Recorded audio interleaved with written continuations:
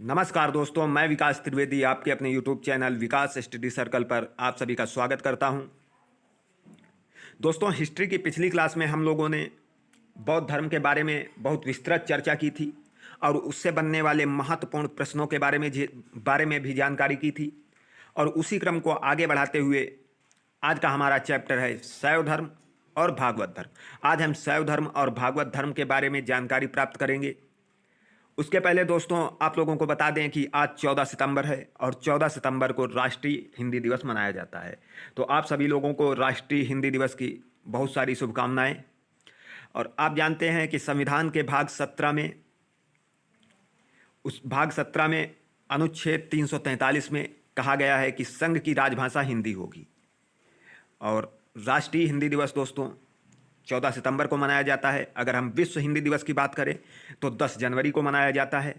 और अगर हम मातृभाषा दिवस की बात करें तो ये 21 फरवरी को मनाया जाता है। तो दोस्तों बहुत ध्यान से ये चीज़ समझ लेना, इससे क्वेश्चन बनते हैं और बहुत बार पूछा गया है। राष्ट्रीय हिंदी दिवस, विश्व हिंदी दिवस और मातृभाषा दिवस। तो दोस्तों आज 14 सितंबर है राष्ट्रीय हिंदी दिवस।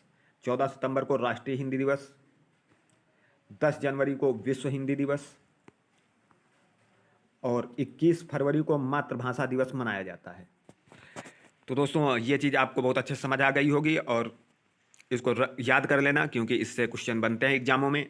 तो अब हम अपने आज के चैप्टर पर चलते हैं कि शैव धर्म होता क्या है दोस्तों। भगवान शिव की पूजा करने वाले दोस्तों शैव धर्म जो भगवान शिव की पूजा करने वाले लोगों को शैव या शिव कहा जाता है और उसकी पूजा करने वाले लोगों को शैव कहा जाता है। तो शिव की पूजा करने वाले को शैव एवं शिव से संबंधित धर्म को शैव धर्म कहा जाता है। दोस्तों ये चीज़ आपको समझ आ गई होगी कि शैव धर्म किसे कहते हैं, कि शिव की पूजा करने वाले लोगों को शैव अथवा शिव के संबंधित धर्म को शैव धर्म कहा जाता है। उसके बाद वामन पुराण में शैव संप्रदाय की संख्या 4 बताई गई है। दोस्तों वामन पुराण में शैव संप्रदाय की संख्या जो है वो 4 बताई गई है। पहला पाशुपत, दूसरा कापालिक, तीसरा कालामुख और चौथा लिंगायत। तो दोस्तों उसके बाद हम अपना आगे देखते हैं कि ऋग्वेद में शिव के लिए रुद्र नामक देवता का उल्लेख किया गया है। ये चीज़ हम लोगों ने वेद जब हम पढ़ रहे थे तब भी हम लोगों ने पढ़ी थी कि ऋग्वेद में शिव के लिए रुद्र नामक देवता का उल्लेख किया गया है। और अथर्ववेद की अगर हम बात करें तो अथर्ववेद में शिव को भव, सर्व, पशुपति एवं भूपति कहा गया है। दोस्तों अथर्ववेद में शिव को भव, सर्व, पशुपति एवं भूपति कहा गया है। और लिंग पूजा का पहला स्पष्ट वर्णन मत्स्य पुराण में मिलता है। आप जानते हैं कि सबसे प्राचीन पुराण मत्स्य पुराण है और लिंग पूजा का पहला स्पष्ट वर्णन मत्स्य पुराण में मिलता है। उसके बाद हम आगे चलते हैं। रुद्र की पत्नी के रूप में पार्वती का नाम तैत्तरीय अरण्यक में मिलता है। दोस्तों रुद्र की पत्नी के रूप में पार्वती का नाम जो है वो तैत्तरीय अरण्यक में मिलता है। तो ये चीज़ आपको अच्छे से समझ आ गई होगी। उसके बाद हम जो ये 4 संप्रदायों में विभाजित किया गया है शैव धर्म को, उसके हम 4 संप्रदायों के बारे में चर्चा करते हैं। दोस्तों सबसे पहला पाशुपत है। तो जो ये संप्रदाय हैं दोस्तों इसके 4, पाशुपत संप्रदाय, कापालिक, कालामुख और लिंगायत। इसमें अगर सबसे प्राचीन संप्रदाय की बात करें तो हमारा यही पाशुपत संप्रदाय होगा। पाशुपत संप्रदाय सबसे प्राचीन संप्रदाय है और इसके संस्थापक जो हैं वो लकुलिश थे। दोस्तों बहुत ध्यान से पढ़ लेना, इनके बारे में क्वेश्चन आता है कि पाशुपत संप्रदाय के संस्थापक कौन थे। तो पाशुपत संप्रदाय के संस्थापक लकुलिश थे। और पाशुपत संप्रदाय के अनुयायियों को दोस्तों पंचार्थिक कहा जाता है। दोस्तों पाशुपत संप्रदाय के जो अनुयायी होते हैं उन्हें पंचार्थिक कहा जाता है। और ये जो दोस्तों लकुलिश हैं इनको शिव के 18 अवतारों में से एक माना जाता है।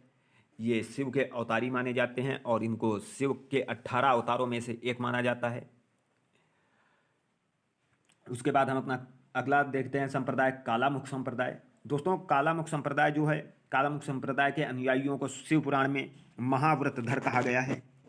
अगर हम कालामुख संप्रदाय के अनुयायियों को की बात करें तो कालामुख संप्रदाय के अनुयायियों को शिव पुराण में महाव्रतधर कहा गया है। उसके बाद कापालिक संप्रदाय की बात करें तो कापालिक संप्रदाय के इष्ट देव भैरव थे। दोस्तों कापालिक संप्रदाय जो था शैव संप्रदाय का जो अंग है कापालिक संप्रदाय, इसके इष्ट देव भैरव थे। और इस संप्रदाय का प्रमुख केंद्र श्रीशैल नामक स्थान था। दोस्तों इस संप्रदाय का प्रमुख स्थान श्रीशैल नामक स्थान था। उसके बाद हम आगे देखते हैं कि चौथा हमारा ये जो लिंगायत संप्रदाय है, और दोस्तों ये लिंगायत संप्रदाय बहुत ही इम्पॉर्टेंट है कि इस संप्रदाय लिंगायत संप्रदाय को लोग शिवलिंग की पूजा करते थे। दोस्तों लिंगायत संप्रदाय के लोग शिवलिंग की पूजा करते थे और यह संप्रदाय दक्षिण में प्रचलित था। लिंगायत संप्रदाय जो है दोस्तों वो दक्षिण में प्रचलित था और लिंगायत संप्रदाय के लोगों को जंगम भी कहा जाता था। लिंगायत संप्रदाय के लोगों को जंगम भी कहा जाता था। और अगर दोस्तों शून्य संपादने लिंगायतों का प्रमुख धार्मिक ग्रंथ है, अगर लिंगायत संप्रदाय के धार्मिक ग्रंथ की बात कही जाए तो शून्य संपादने है। बहुत ध्यान से पढ़ लेना, बहुत बार पूछा गया है कि शून्य संपादने किस मतलब धर्म का धार्मिक ग्रंथ है, तो लिंगायतों का धार्मिक ग्रंथ है। उसके बाद बसव पुराण में लिंगायत संप्रदाय के प्रवर्तक अल्लभ प्रभु तथा उनके शिष्य बासव को माना जाता है। दोस्तों कभी कभी ऑप्शन में केवल बासव देता है। बसव पुराण में लिंगायत संप्रदाय के प्रवर्तक अल्लभ प्रभु तथा उनके शिष्य बासव को बताया गया है। उसके बाद 10वीं शताब्दी में मत्स्येंद्र नाथ ने नाथ संप्रदाय की स्थापना की।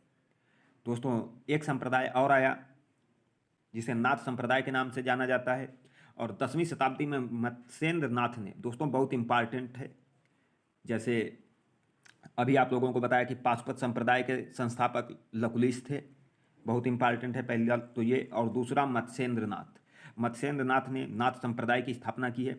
और पल्लव वंश में शैव धर्म का प्रचार प्रसार नयनारों ने किया। दोस्तों पल्लव वंश में शैव धर्म का प्रचार प्रसार किसने किया? नयनारों ने। उसके बाद नयनारों की अगर कुल संख्या की बात की जाए तो दोस्तों नयनारों की कुल संख्या 33 बताई गई है। और एलोरा के कैलाश मंदिरों का निर्माण किसने कराया? राष्ट्रकूटों ने। दोस्तों एलोरा के कैलाश मंदिरों का निर्माण राष्ट्रकूटों ने कराया। बृहदीश्वर मंदिर का निर्माण किसने कराया? राजराज फर्स्ट, ये दोस्तों चोल शासक था। बृहदेश्वर मंदिर, दोस्तों अगर हम बृहदेश्वर मंदिर की बात करें तो इसे राजराजेश्वर शैव मंदिर भी कहा जाता है। राजराजेश्वर शैव मंदिर भी इसे कहा जाता है, और इसका निर्माण चोल वंश के शासक राजराज प्रथम ने कराया था।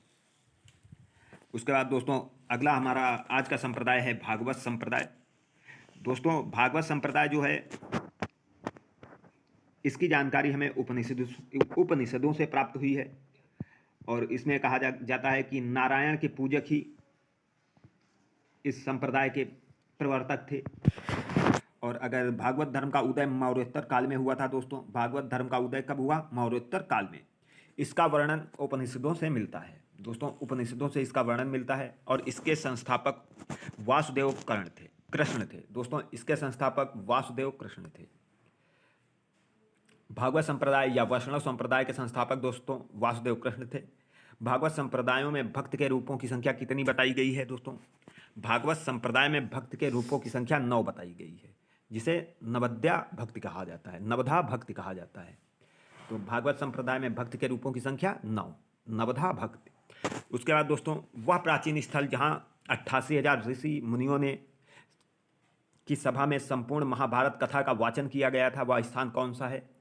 दोस्तों वह प्राचीन स्थल जहाँ 88,000 ऋषि मुनियों की सभा में संपूर्ण महाभारत कथा का वाचन किया गया था, वह स्थान है नैमिषारण्य। उसके बाद अपना अगला क्वेश्चन देखते हैं आज का हम। दक्षिण भारत में वैष्णव मत या भागवत मत का विस्तार किसने किया? तो अलवार संतों ने किया दोस्तों। और अगर हम अलवार संतों की बात करें तो इनकी संख्या 12 है, और नयनार संतों की अगर बात करें तो इनकी संख्या 33 थी दोस्तों, और अलवार संतों की संख्या 12 मानी गई है। और दक्षिण भारत में वैष्णव या भागवत संप्रदाय का विस्तार अलवार संतों ने ही किया है दोस्तों।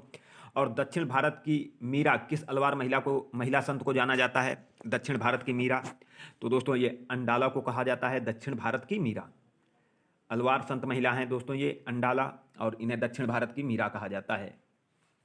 उसके बाद दोस्तों जम्मू कश्मीर की अंडाला के नाम से किसे जाना जाता है? तो दोस्तों जम्मू कश्मीर की अंडाला के नाम से सोफिया को जाना जाता है, जम्मू कश्मीर की अंडाला के नाम से। और ये तिरुवल्लुवर की पुत्री हैं दोस्तों, ये तिरुवल्लुवर की पुत्री हैं, और इन्हें जम्मू कश्मीर की अंडाला के नाम से जाना जाता है। दोस्तों ये क्वेश्चन बहुत बार पूछा गया है कि जम्मू कश्मीर की अंडाला किसे कहा जाता है? तो सोफिया को। उसके बाद आज का हमारा अगला संप्रदाय है आजीवक संप्रदाय। दोस्तों बहुत महत्वपूर्ण क्वेश्चन, बहुत महत्वपूर्ण संप्रदाय है ये। इससे केवल एक ही क्वेश्चन ये आता है कि इसके संस्थापक कौन है? मक्खली गोसाल। दोस्तों मक्खलीपुत्र गोसाल आजीवक संप्रदाय के संस्थापक हैं और आजीवक संप्रदाय बुद्ध और जैन धर्म के समकालीन थे। दोस्तों ये मक्खल गोसाल जो था, मक्खल गोसाल की दोस्तों अगर हम बात करें तो मक्खल गोसाल जो थे वो महात्मा बुद्ध के समकालीन थे और ये आजीवक संप्रदाय बुद्ध और जैन धर्म के समकालीन था और गोसाल का प्रमुख प्रचारक ग्रंथ श्रावस्ती था। दोस्तों